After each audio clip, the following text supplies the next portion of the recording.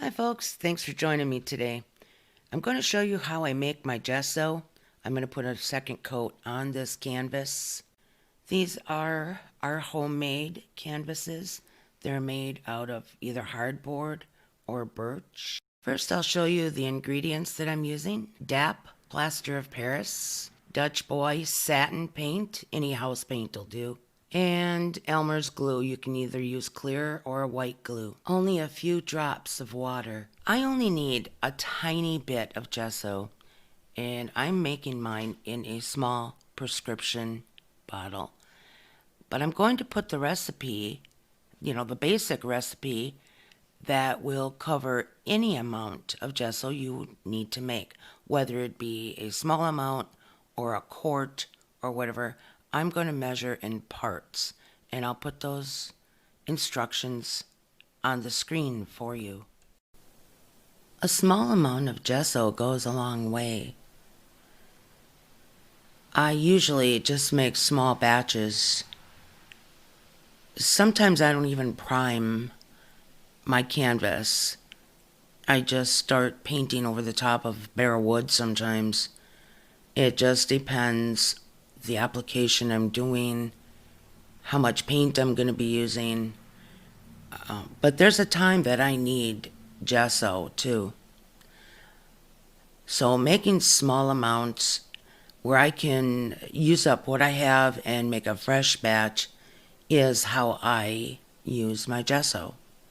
You can make up a quart and let it sit for quite a long time because it does separate and the liquid goes to the top. And just stir it up really good before you use it, and you should be good to go. And when I'm stirring the plaster with the paint, I want to make sure I have a smooth consistency. So I smash and I stir to get all the lumps out. Make sure I scrape the bottoms and the sides real good. It eliminates chunks while you're painting your gesso on, so you don't have to sand. If your gesso is mixed properly, you only need to put one coat on, and normally you don't have to sand it when you're done. If your gesso is a little rough and lumpy, then it would require sanding, maybe another coat. But the smoother you can mix your concoction, the less work you have to do sanding and putting a second coat on. I'm going to speed up the camera now as I add my other ingredients and stir them in. Now I'm adding the glue. One note about the glue: anything but school glue. Elmer's white glue or clear glue will work. Normally you can pick glue up for $1 at the dollar stores. And I use about the same amount of glue as I do plaster. So in my instructions, I put 1/2 part glue, 1/2 part plaster to 2 parts of paint. And then your water, you just add by drops to thin it out. You only need a thin layer of gesso on your board just to give it absorbency for the paint to grab onto, and we call that tooth. Just enough to give it enough tooth so the paint adheres to the surface. And you can use your gesso on just about any surface.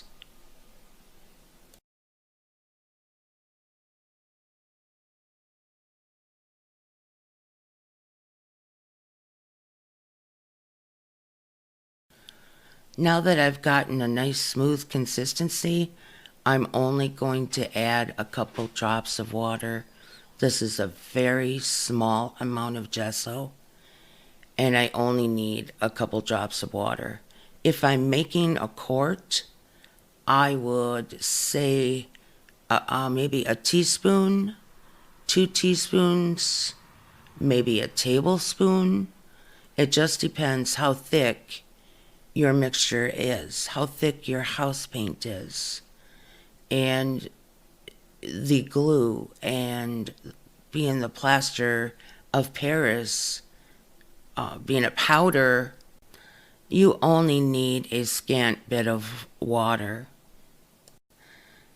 I apply gesso with a sponge brush instead of a bristle brush. The sponge eliminates the brush strokes, makes it a lot smoother on your canvas.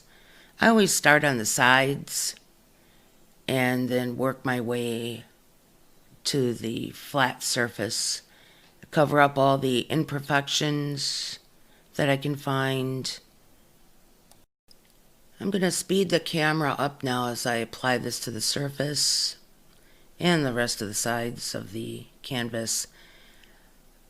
It dries fast, so probably in an hour to 2 hours I'm going to be ready to paint this, depending on the humidity. And it should be ready to go. I shouldn't need to sand it anymore. I can if I want to, but there's no need to sand this. My gesso turned out a really good consistency. So that's about all I can tell you right now about applying gesso and how to make it. Your mileage will vary. Thanks for watching my video. Watch for other videos on tips and tricks coming up and some of my other art instructions. I hope you enjoyed this.